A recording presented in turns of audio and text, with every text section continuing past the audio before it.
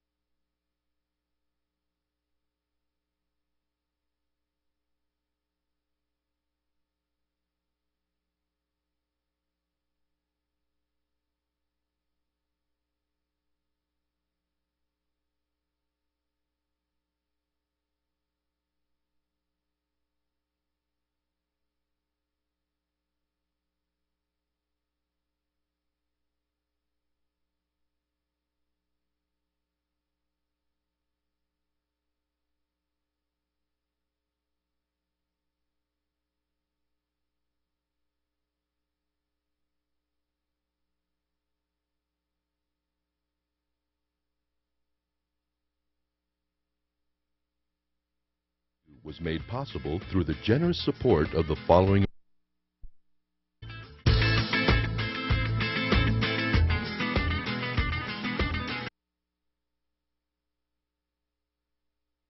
LatinView was made possible through the generous support of the following organizations: Source One Management, the National Hispanic Business Information Clearinghouse,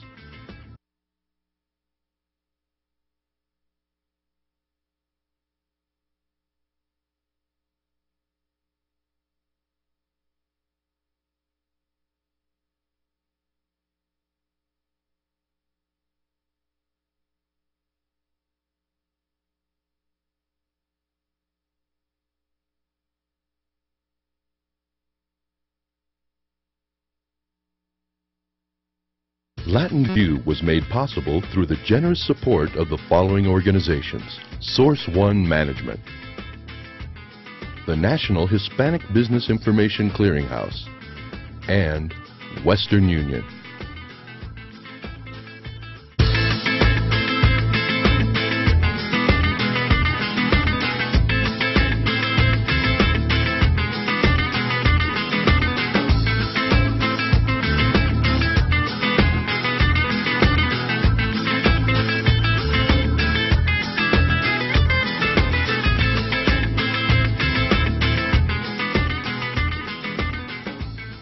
Coming up, a Microsoft executive discusses the Latino digital divide and how his company is closing the gap. I'm Sherry Vasquez, and this is LatinView. The digital divide between U.S. Hispanics and the general market is wide. 56% of U.S. Latinos are online compared to non-Hispanic whites at 71%. That's from a recent report by the Pew Hispanic Center. But technology usage is climbing among high-tech Hispanics, and in some instances, surpassing the general market. Today's special guest is Jose Pinero, Director of Diversity and Multicultural Marketing at Microsoft. The software giant recently launched a national campaign to boost technology literacy among U.S. Hispanics. Hello, Jose, and welcome to the program. Hello, thank you for having me here. Well, technology literacy, why is it so important not only to the Hispanic community but to the country as a whole? Technology is a critical tool for success for everyone.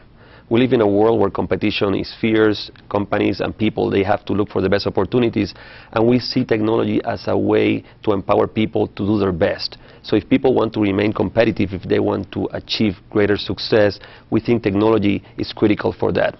So we are seeing technology as a critical tool for people today, and we want everybody, especially Hispanics, to embrace technology because we think that our people need that as a tool for greater success going forward. Well, there's 45.5 million Latinos in the U.S.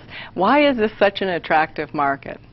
The Hispanic market is super attractive to companies like Microsoft because of several factors. Number one, just the numbers, the population, 44 million Hispanics. The growth projections, by the year 2050, 1 out of every 4 U.S.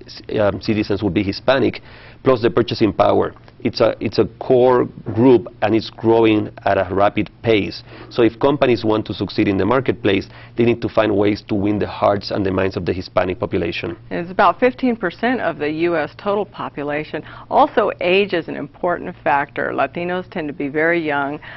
14 million Hispanics and younger, under 18 and younger, according to the census, and 23% of all U.S. youth by 2020. So why is the youth market so important to a technology software firm? Well, for everything, youth is the future. And we're seeing that we have great numbers today, and these numbers are continuing to grow faster and faster.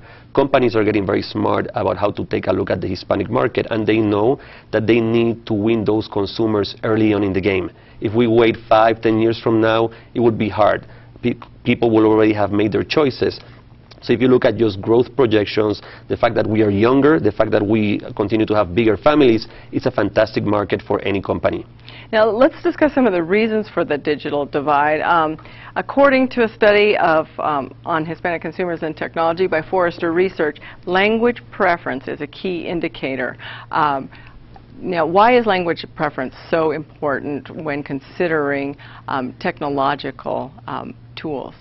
Language preference is critical because it's a leading indicator. Language preference is a proxy for other variables such as income, educational level, professional level. So you can almost segment the market by looking at the Hispanics who are English dominant versus the Hispanics that are Spanish dominant, and then you see a very different behavior among those two groups.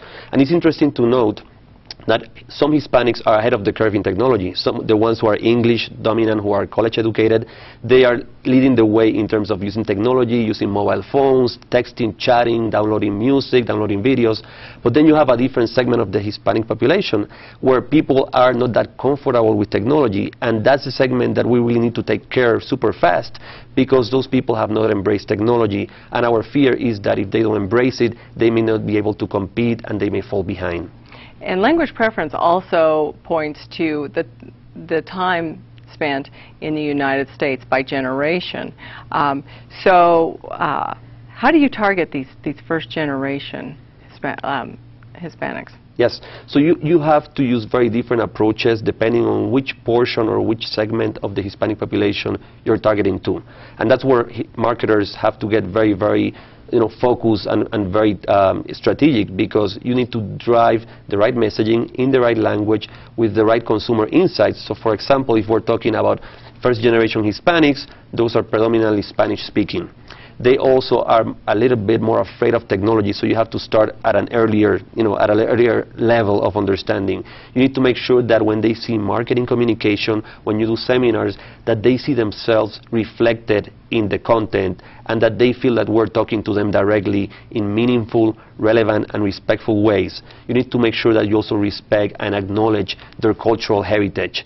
Everybody who comes to this country, to the United States, comes here because they want to get a brighter, better future, because they want to provide better opportunities for their families. And it's important for companies to acknowledge that and to talk in a way that reflects that. So that's why it's so critical to specifically tailor your marketing messages and your communication to the right audience in terms of generation, language preference, education, income, all those factors, because everything plays a key role. Now, how do you address that fear? Because is it lack of exposure then to technology that creates some of that fear? There's also some safety factors as well. Correct. So a lot of it is lack of awareness and lack of understanding, and people tend to fear in general what they don't know. And people also are afraid sometimes of saying, I don't understand this, how does this work?